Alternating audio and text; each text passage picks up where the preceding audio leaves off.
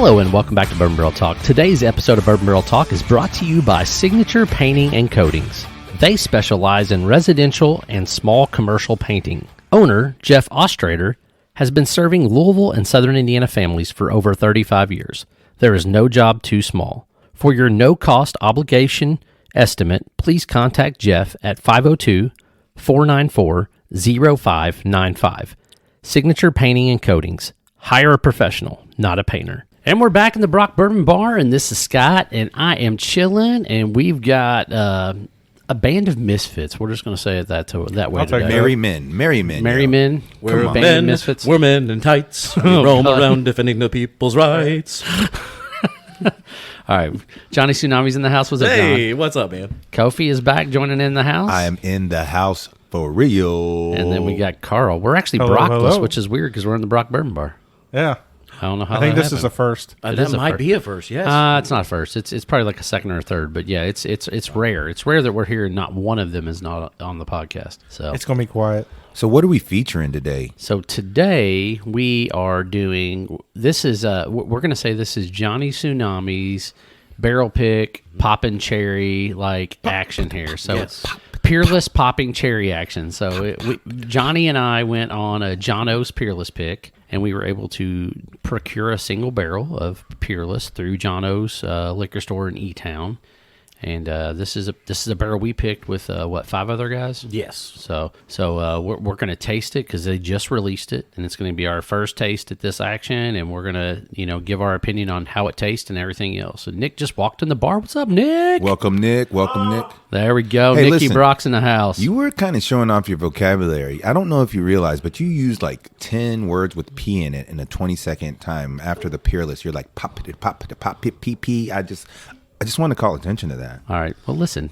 I guess I got more skills than I thought I did. Don't give him a big head, please. After the last episode, and you were using words like affirmation. I'm so happy that you picked a priceless bourbon. Peerless appears to be produced by any perfectionist that ever loves bourbon. I think you're trying a little hard, Kofi. Too much. Well, I wasn't as smooth as you, Mr. Mint. That's all good. It's all good, brother. So I'm diving in on this nose, man. And with it being a Peerless pick, for me, Peerlesses can be very hit and miss. But I was super excited about this one.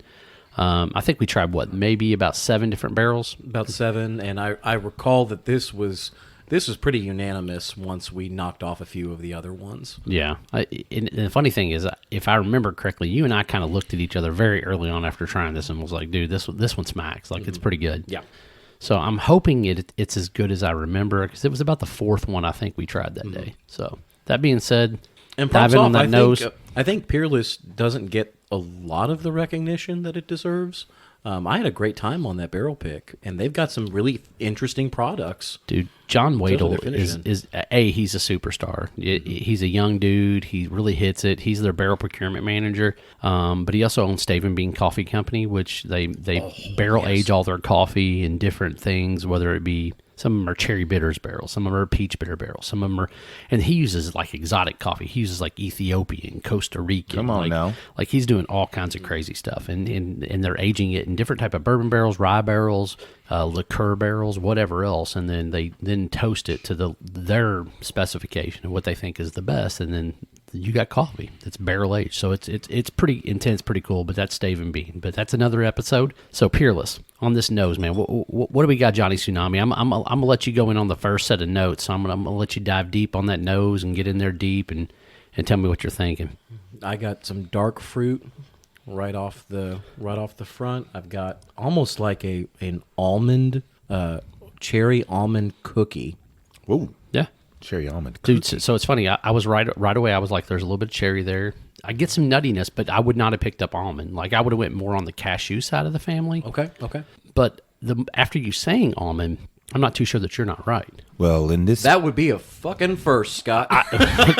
You're right. It would be a first. Yeah. It would be a first, but well, in this particularly picked product, I don't know if you don't taste the pecans. Because you taste a lot of nuts in your procurement, but what about the pecans? I'm not getting no pecan. pecans, yep. Not pecan. There's no spices. peanut either. No peanut?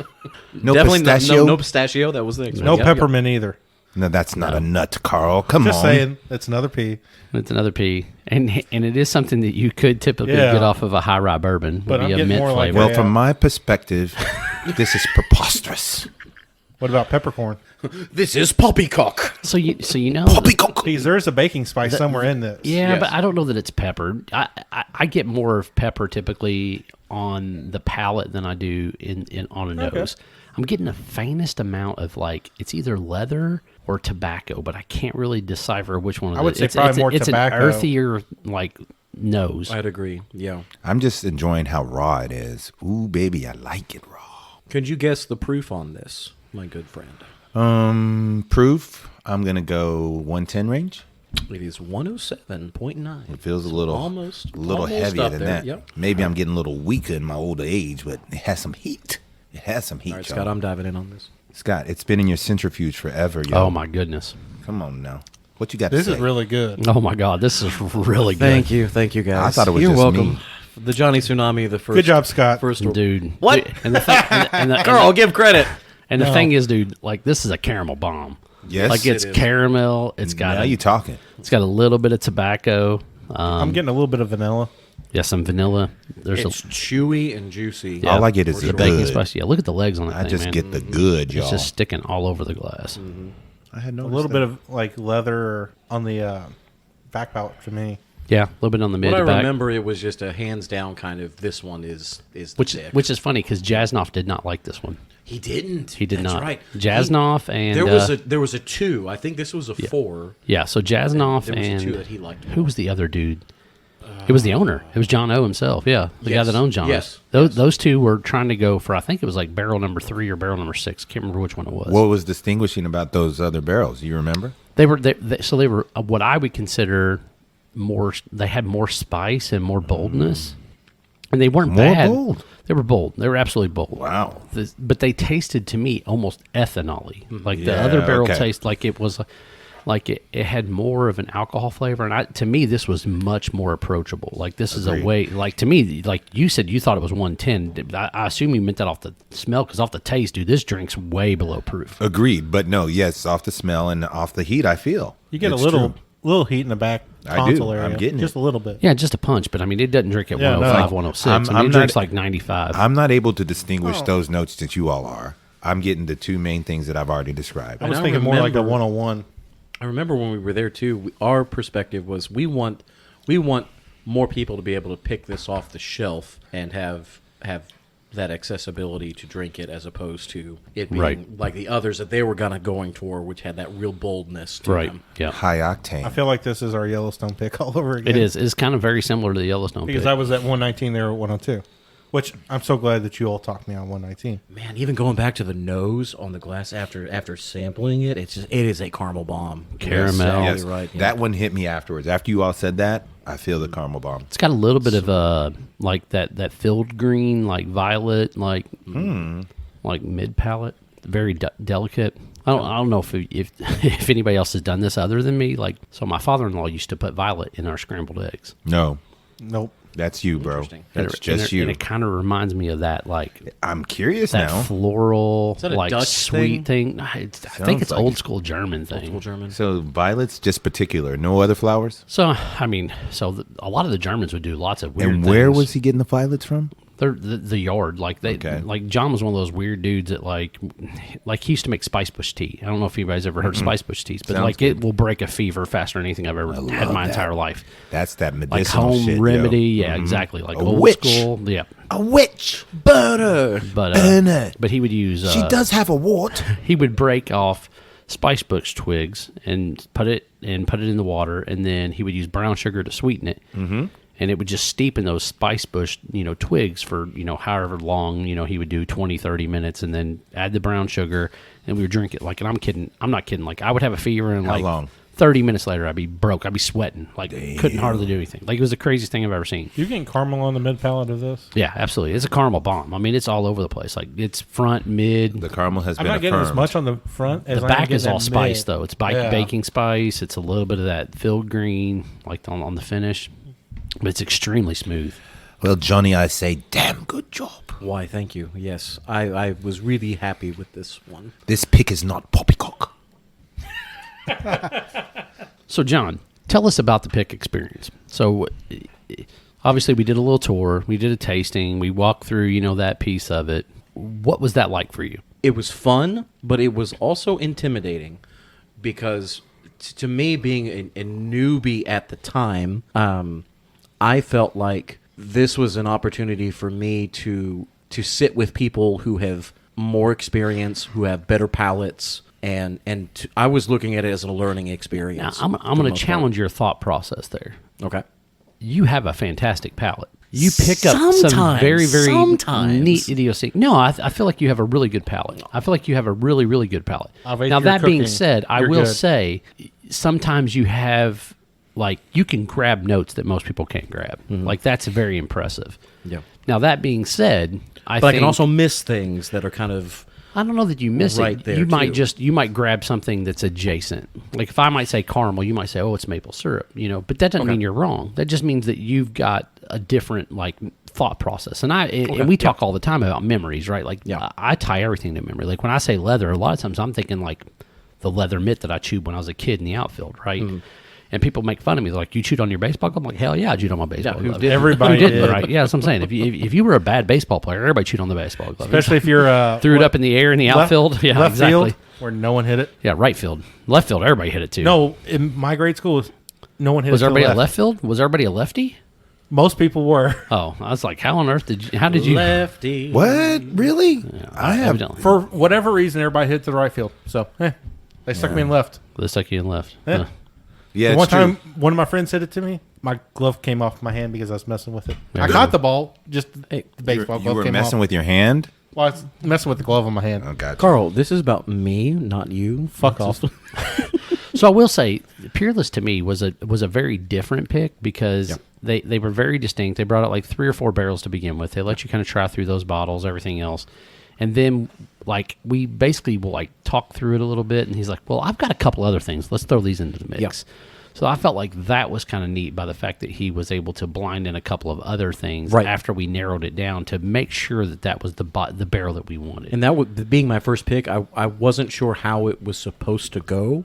So, because I've not done anything before.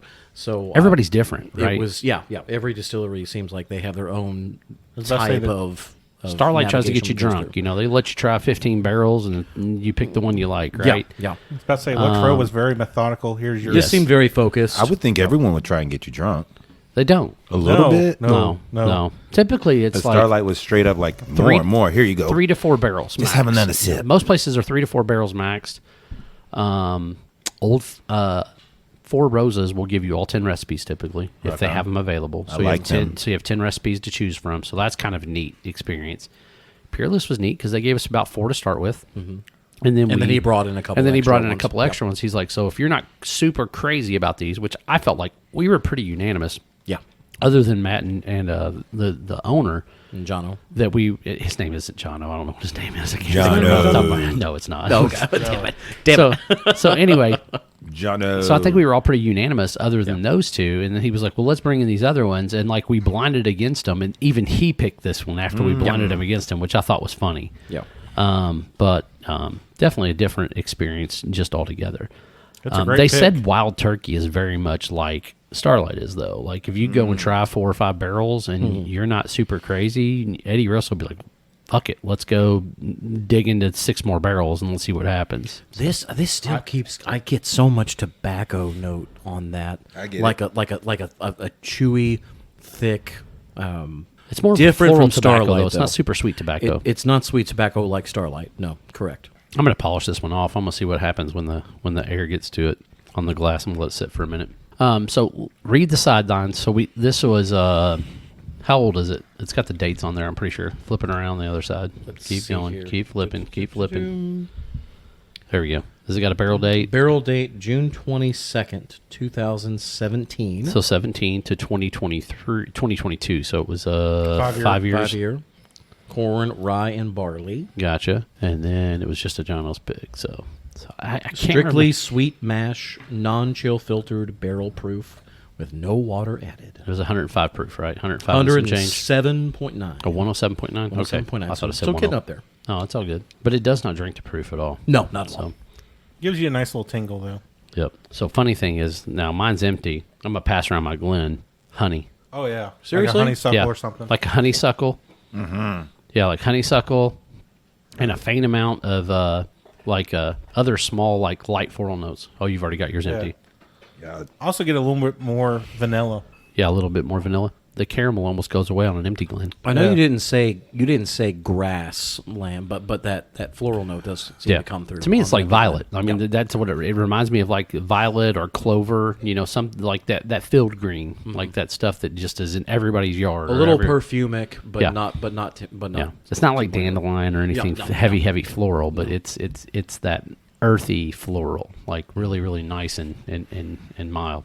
So It's a deep, rich, delicious yeah, absolutely. single barrel bourbon. Yeah. You did a fantastic job, John. Thanks, guys. Deep. I want to make sure my friends are taken care of.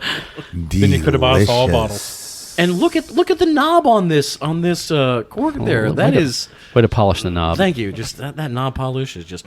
I think Peerless bottles are beautiful anyway. They're so nice and sturdy. They've got a big nice mud bottom on the bottom of them. I think at the bottom when you look at it too, it's got the DSP stuff, all the information. Like flip it over and like look at it. Does it not say Peerless or has an autograph or Peerless Distillery, made in USA. It has the address. Gotcha. 120 North 10th Yep. Street. Yeah. Louisville, Kentucky. Yep. So they've definitely got some unique glass. It's pretty nice. I like it. You know. Oh, it's got the signature on the top. That's why I knew it had a signature someplace on it. I mean, you're going to be able to pick out that bottle out of a bar Oh, 100%. very easily. Yep. Yes. Yep. Absolutely. It does not get lost in translation. Big wood cork. Gotta love it. Gotta love it. So that's our review of the Peerless pick that we did with John O's. This is Bourbon Barrel Talk. If you want to find us, you can find us on Facebook, Instagram, or the Twitter. You can email us any questions at bourbonbarreltalk@gmail.com. This is Scott, Kofi, Johnny Tsunami, and Carl signing off. Peace See ya. out. Good night. Peace.